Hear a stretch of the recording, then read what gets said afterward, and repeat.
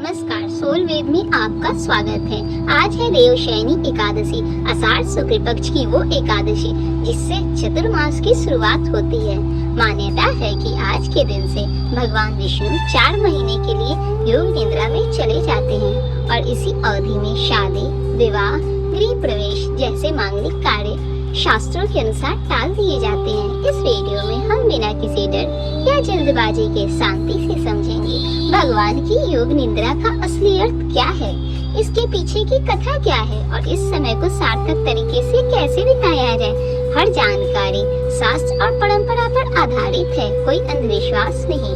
आज की इस वीडियो में हम विस्तार से जानेंगे देवशयनी एकादशी की पौराणिक कथा, इसका आध्यात्मिक और वैज्ञानिक महत्व, सही पूजा विधि और व्रत के नियम, चतुर्मास में क्या करें क्या ना करें और अंत में इस व्रत का फल। आइए शुरू करते हैं। देवशयनी एकादशी क्या है? आषाढ़ माह के शुक्ल पक्ष की एकादशी को देवशयनी एकादशी कहा जाता है। देव यानी भगवान और शयनी यानी शयन या सोना, यानी वो एकादशी जिस दिन भगवान शयन करते हैं। इसे हरिशयनी एकादशी, पद्मा एकादशी और आषाढ़ी एकादशी के नाम से भी जाना जाता है। महाराष्ट्र में इसे बहुत बड़े स्तर पर मनाया जाता है। पंढरपुर की प्रसिद्ध वाड़ी यात्रा इसी दिन अपने चरम पर पहुंचती है, जहां लाखों भक्त विठोबा भगवान विष्णु का ही एक रूप के दर्शन के लिए पैदल यात्रा करते हैं। इस दिन से लेकर देवउठनी एकादशी जो कार्तिक माह में आती है का समय चतुर्मास कहलाता है, यानी 4 महीनों का वो पवित्र काल जब भगवान विष्णु क्षीर सागर में शेषनाग की सैया पर विश्राम करते हैं। पौराणिक कथा, अब बात करते हैं इसकी सबसे प्रचलित कथा की। पौराणिक कथाओं के अनुसार प्राचीन समय में मानधाता नाम के एक चक्रवर्ती राजा थे। बड़े ही धर्मात्मा और प्रजा हितैषी राजा थे, लेकिन एक बार उनके राज्य में भीषण अकाल पड़ गया। लगातार 3 साल तक बारिश नहीं, प्रजा त्राही त्राही करने लगी। राजा मानधाता बहुत दुखी हुए और वन में जाकर ऋषि मुनियों की खोज में निकल पड़े। वहाँ उनकी भेंट हुई महर्षि अंगिरा से।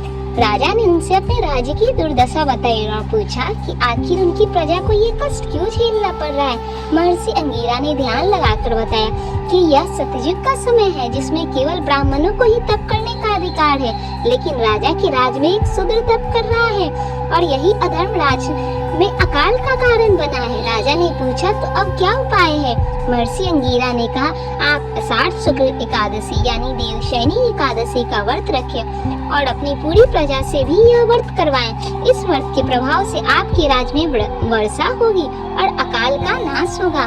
राजा मानधाता ने ऐसा ही किया। उन्होंने विधि विधान से देवशयनी एकादशी का व्रत रखा और पूरी प्रजा से भी करवाया। कहते हैं कि इस व्रत के प्रभाव से राज्य में भरपूर वर्षा हुई, धरती फिर से हरी भरी हो गई और अकाल का पूरी तरह नाश हो गया।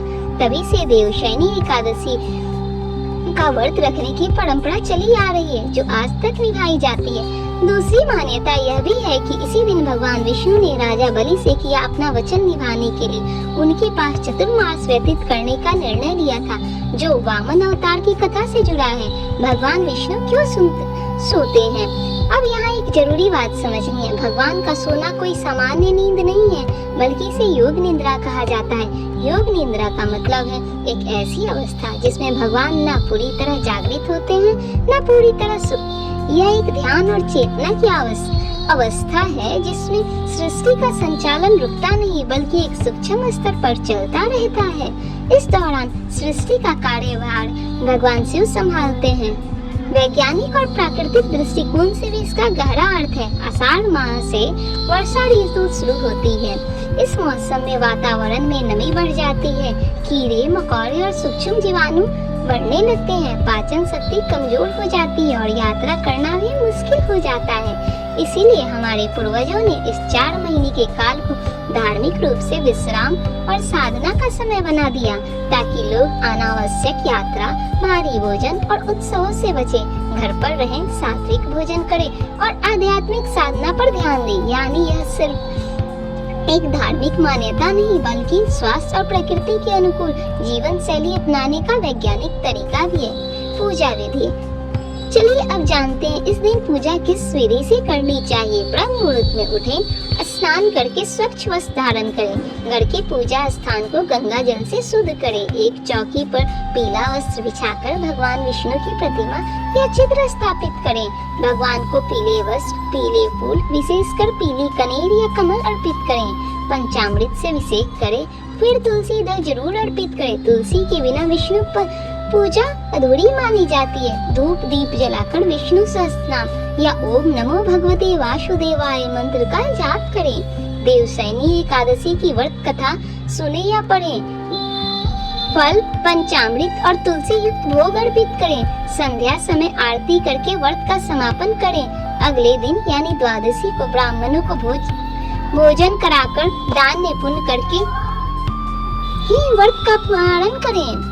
इस दिन अन्न का त्याग करें, फलाहार करें। जो निर्जला व्रत ना रख सके, तामसिक भोजन, प्याज, लहसुन का सेवन वर्जित है। ब्रह्मचार्य का पालन करें। क्रोध, झूठ और वाद विवाद से बचे। चावल खाना वर्जित माना गया है। चतुर्मास में क्या करे क्या ना करे, क्योंकि आज से चतुर्मास शुरू हो रहा है तो ये जानना बहुत जरूरी है।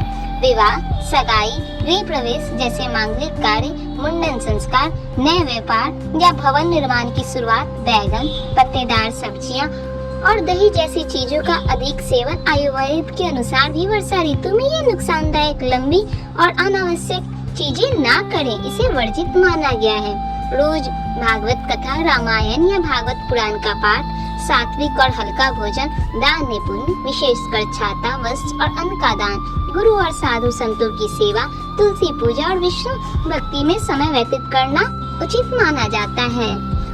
व्रत का फल और महत्व। शास्त्रों में कहा गया है कि जो भी व्यक्ति सच्चे मन और श्रद्धा से देवशयनी एकादशी का व्रत करता है उसे सभी प्रकार के पापों से मुक्ति मिलती है। घर में सुख, समृद्धि और शांति बनी रहती है। वैवाहिक जीवन में आ रही अड़चनें दूर होती है। संतान सुख की प्राप्ति होती है। जीवन के अंत में मोक्ष की प्राप्ति होती है। पद्म पुराण में यहाँ तक कहा गया है कि यह व्रत 1000 अश्वमेध यज्ञ के समान फल देने वाला है। तो यह थी देवशयनी एकादशी की कथा। इसका शास्त्र आधारित महत्व, पूजा विधि और चतुर्मास के नियम पूरी तरह प्रामाणिक सूत्रों पर आधारित, बिना किसी डर या अंधविश्वास के। अगर यह जानकारी काम की लगी हो तो वीडियो को लाइक कीजिए और सोल वेद को सब्सक्राइब कीजिए। हम हर वर्ष त्योहार पर ऐसे ही शास्त्रीय आधारित जानकारी लेकर आते हैं। कमेंट में बताइए इस चतुर्मास में आप क्या नियम अपनाने वाले हैं। और अगर आपको यह एकादशी के लिए सही पूजा सामग्री या विधि बुकलेट चाहिए तो हमारा जर्नल और पूजा किट्स भी देख सकते हैं। कोई दबाव नहीं, बस मदद के लिए। जय श्री हरि।